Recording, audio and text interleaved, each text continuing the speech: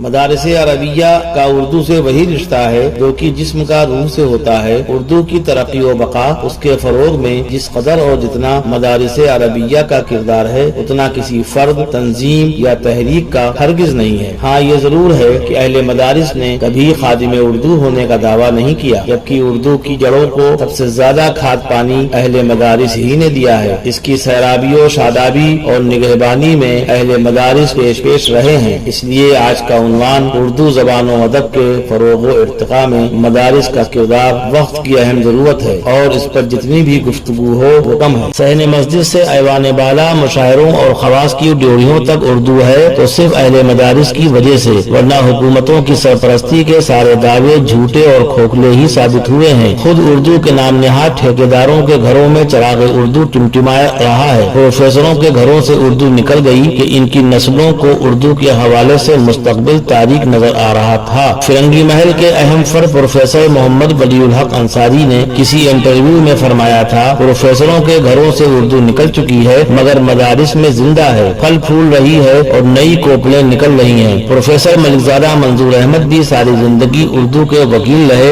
اور اہل مدارس کی بے لوث خدمات اور صلاحیتوں کے معترف رہے۔ فن خوشنویسی، خطاطی جسے کتابت بھی کہتے ہیں کہ اہم فن کو اہل مدارس نے برقرار رکھا ہے۔ فنکاروں کی سرپرستی اور رسم الخط کی حفاظت کی ہے۔ تقریر و تحریر، پروگراموں کے انعقاد، رسائل و جرائد کی اشاعت اور بزم آرائی کے ذریعے اردو کی شمع کو پوری توانائی کے ساتھ اہل مدارس نے جلائے رکھا ہے۔ شاعری اور نثر کے میدان میں گراں قدر خدمات انجام دی ہیں۔ زبان کی باریکیوں پر نظر رکھی ہے، ساتھ ہی صرفی اور نحوی اصولوں کو برتا ہے۔ عام ادیب و شاعر جن الفاظ کی صحت، تفہیم اور اخراج الفاظ کے لیے لغت کا سہارا لیتے ہیں، اہل مدارس ان کے مصادر تک رسائی رکھتے ہیں۔ مدارس سے نکلنے والوں نے نہ صرف درس و تدریس کا اہم فریضہ انجام دیا بلکہ اشاعتی ادارے، اکیڈمیاں اور ادبی مراکز قائم کیے۔ 1000 سے زائد کتب حضرت مولانا اشرف علی تھانوی کے قلم کی رہین منت ہیں۔ مولانا مودودی، مولانا سید ابو الحسن علی ندوی کی تحریروں نے ایک دنیا کو متاثر کیا ہے۔ وہیں نعت رسول کے حوالے سے مولانا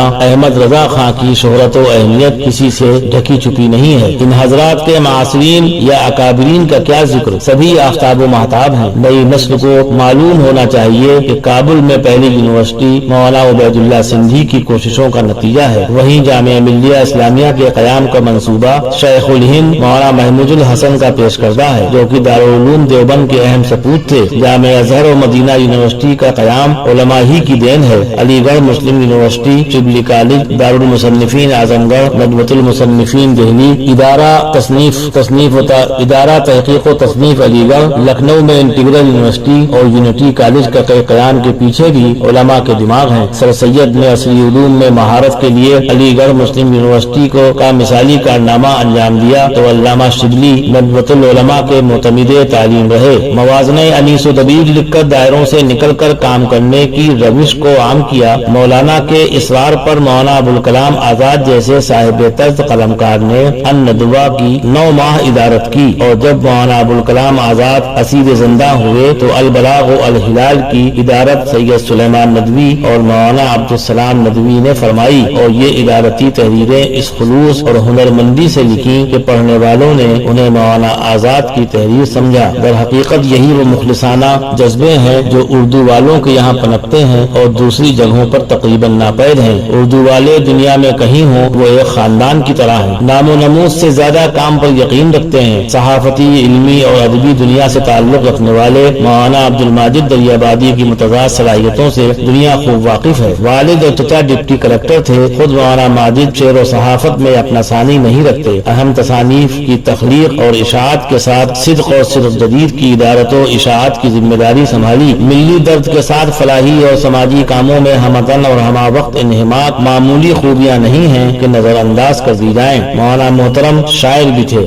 غضب کے نثار اور مفسر قرآن بھی۔ کچھ ایسی ہی صفات و کمالات کا گنجینہ تھے حکیم عبدالقوی صاحب، جو آپ کے حقیقی بھتیجے بلکہ سچے جانشین تھے۔ انہوں نے نہ صرف تصنیف و تالیف کے کاموں میں مولانا ماجد کا ہاتھ بٹایا بلکہ صدق اور صدق جدید کی اشاعت تیاری میں معاون رفیق رہے، اور بعد الوصال بھی جاری رکھنے کی ممکنہ کوشش کی۔ القصہ مختصر علماء فضلاء کی ایک خوبصورت کہکشاں چہار سمت بکھری ہوئی ہوئی ہے، اسی روشنی میں اردو والے اپنا سفر طے کر رہے ہیں۔ تمام تر سائنسی اور علمی ترقیات کے باوجود ہم مجبور ہیں کہ مولانا شاہ ولی اللہ محدث دہلوی، علامہ شبلی نعمانی، سر سید علیہ الرحمہ، ڈپٹی نذیر مولانا حالی، محمد حسین آزاد، سلیمان ندوی، مظہر الدین شیرکوٹی، حفیظ جالندھری، تاجور نجیب آبادی، ماہر القادری، ماجد دریابادی، مناظر احسن گیلانی وغیرہ کے ذکر جمیل و سعید پر کہ ان کے ذکر کے بغیر اردو کی ہر تاریخ ناقص اور ادھوری ہی رہے گی۔ نیز ترقی پسندی اور جدیدیت کی تحریکوں کو بھی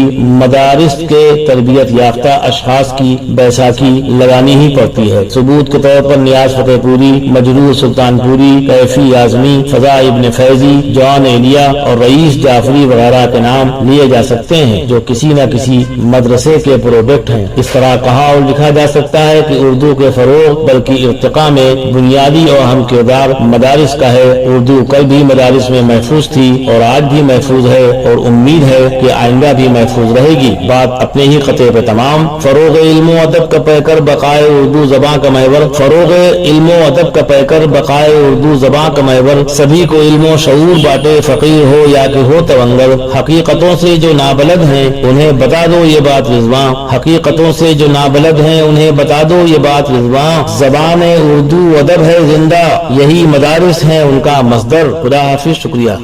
لرن آن لائن کی جانب سے آپ سے بس اتنی التجا ہے کہ ہمارے اس پروگرام کو لائک، شیئر اور سبسکرائب ضرور کریں، ساتھ ہی بیل آئیکن دبانا نہ بھولیں جس سے ہماری ہر ویڈیو آپ تک اپلوڈ ہونے کے ساتھ ہی پہنچ سکے۔ شکریہ۔